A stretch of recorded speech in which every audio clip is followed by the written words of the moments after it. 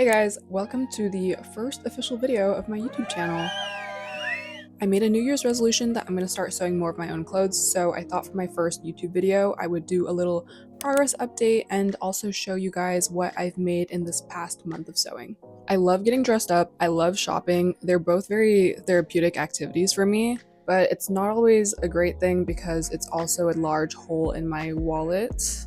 I think especially living in New York City, it's very easy to fall into the idea that you need to buy into the latest trends and always have your outfit on point because it feels like everyone in the city is doing that. So this year I really wanted to take a step back and slow down my purchases, just be more intentional with what I wear and how I consume things. Okay, so that leads me back to my resolution of making more of my own clothes. I don't really have a hard goal, but I think I'm going to try and make at least one piece of clothing every month that I otherwise would have bought. Before I go into detail about each of my sewing projects, I do want to make a disclaimer that this is not my first month of sewing ever. I did do a bit of sewing back in high school, and I've always been like an arts and crafts girly, so I think having that background definitely allowed me to not be a complete beginner when I was working on these projects. All that to say, if you're someone who's just starting out and it's taking you a few hours to even get your sewing machine set up and like the stitches going, don't feel discouraged because I was the exact same way. The whole point of this process is like to take it slow. I want to take my time with the process, which is not always easy for me because I feel like I have a tendency to rush through things, but I hope that I can actually learn garment construction and clothing design to a point where I'm creating pieces that are high quality and will last me years. I'm low-key shooting myself in the foot because I say all that and then you're gonna see my sewing projects from this past month and you're gonna be like, what the hell is this? Like, these are not timeless basics. But anyways, we start somewhere. We all start somewhere. Okay, the first project I made last month is this white off-the-shoulder long sleeve. I posted this on TikTok and a bunch of people were asking me where this fabric was from.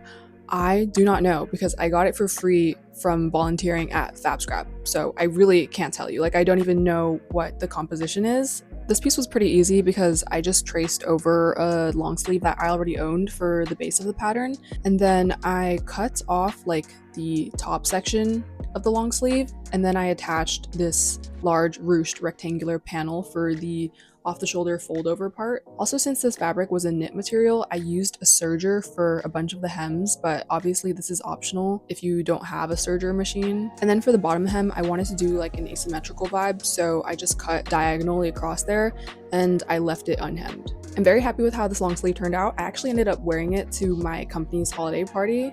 I think this is one of those basics that I'll be wearing a lot this season. For my second sewing project, I had this really cool like printing error blurred effect dead stock fabric that I knew I wanted to use. But the thing is, since this is a dead stock fabric, if I mess up what I'm trying to make, I can't just go out and buy more because this is like all of the fabric that's left. So my solution was to go on Etsy and eBay and browse through a bunch of vintage patterns until I found one that I liked. I ended up purchasing this one from Butterick. It's for like women's nightgowns. I saw on the cover that there was this like drop waist mini dress that I really liked, and I knew I wanted to make that, so that's why I got that pattern. The mini dress ended up being a romper, which I actually didn't mind because I was able to line up the fabric pattern with the actual pattern so that the design was like symmetrical. One thing about patterns is even though you have a much lower chance of messing things up, it's also a lot more time consuming because you have to cut out the pattern pieces and then you also have to trace those onto the actual fabric and then cut out those as well. So just bear that in mind when you're looking at patterns. Another interesting thing is that I was struggling with the instructions on the pattern, and someone online told me that the reason why these vintage patterns just assume that everyone's going to know all this sewing terminology is because there used to be a home economics class. So everyone did have basic knowledge of sewing. Anyways, I thought that was pretty interesting. I personally never took a home economics class, so I did have to look up some YouTube tutorials for parts of this romper, but I was able to figure everything out, and I think the romper came out so cute. I also added these extra drawstrings so that I could tie the waist and just make it look more snatched. For my third project, I also had dead stock fabric which I wanted to use, but at this point I was feeling confident enough to not completely go off of a pattern. So for this project, I did the bottom half using the previous romper vintage sewing pattern, and then for the top I kind of improvised it myself. This fabric was a very beautiful like iridescent iridescent baby blue fabric. You can probably find similar types if you search up like metallic weave, like shimmery iridescent fabric online. Also, a note on this fabric is that because it was such a loose weave, it frayed super easily, so I basically had to sew a French seam for majority of the seams. So for the top part of this piece, I played around with draping a piece of scrap fabric on a mannequin to kind of figure out the fit that I wanted, and then I used that to cut out an actual pattern for my fabric. I kind of went ham with the straps for this one. I made 4 straps, 2 around the bust area and then 2 for the waist so that I could tie it and give it like the ultra cinch. This last project is probably my favorite out of all of them, mostly because the fabric is so beautiful and shimmery. It makes me feel like a fairy when I wear it,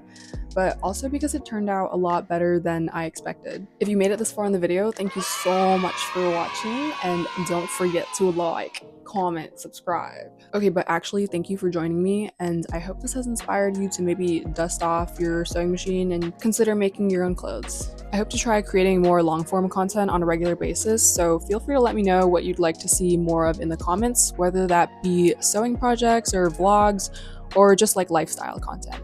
Okay, bye, and I'll see you in the next video.